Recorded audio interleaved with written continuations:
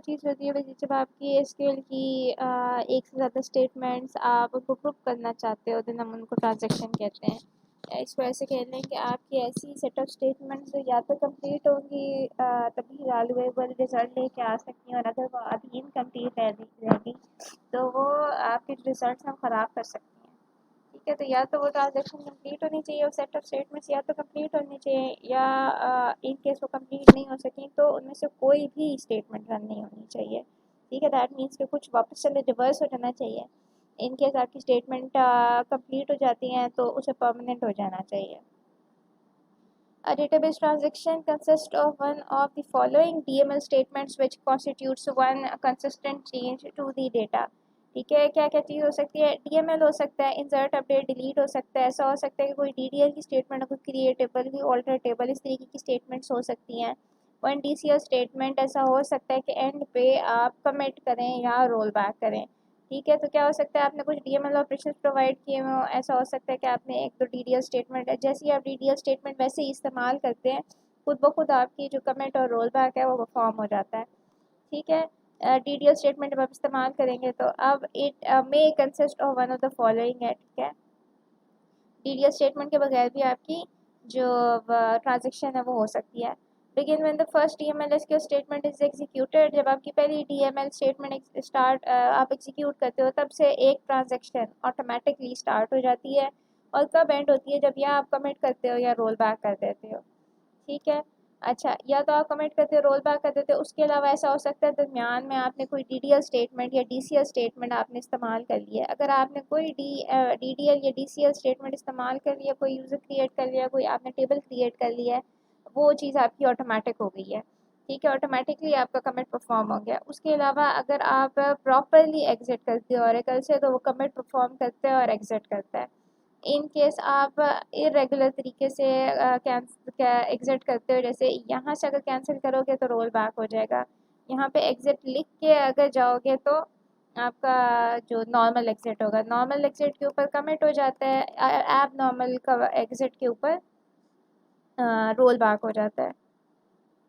अच्छा, एक transaction actual में किस चीज़ को रिप्रेजेंट करती है? आपने एसेट प्रॉपर्टीज़ के बारे में पढ़ा होगा, एटॉमिक होती हैं ट्रांजैक्शन। ठीक है, एक से ज़्यादा स्टेटमेंट्स हो सकती हैं ट्रांजैक्शन के अंदर, और या तो सारी की सारी कमिट होती हैं या सारी रोल बैक हो जाती हैं।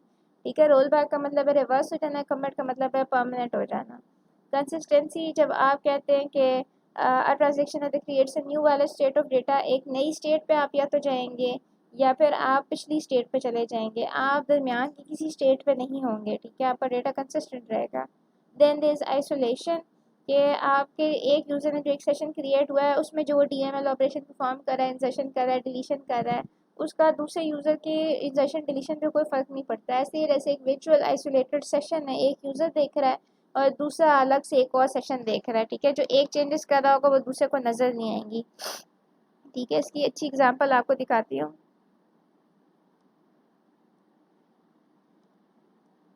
ठीक है, देखें आपके पास एक यूज़र है, एक सेशन इस यूज़र के अंदर है, और ये कह रहा है इंसर्ट इनटू डिपार्टमेंट टेस्ट, कोई भी टेबल है उसमें उसने वैल्यू 70 और फाइनेंस की है। वो कह रहा है जी वन रो क्रिएटेड, टेबल देखता है तो उसको नज़र आता है कि जी 30, 10, 20, 40, 50, 60 और 70 मौजूद है। एक और सेशन साथ क्रिएट करते हैं, जैसे देखें मैंने दो विंडो खोली हुई है, एक्चुअल में ये दो सेशन इसका मतलब है। दूसरा सेशन अगर है उसमें भी उसने 80 और अकाउंट्स ऐड किया है डेप टेस्ट के अंदर।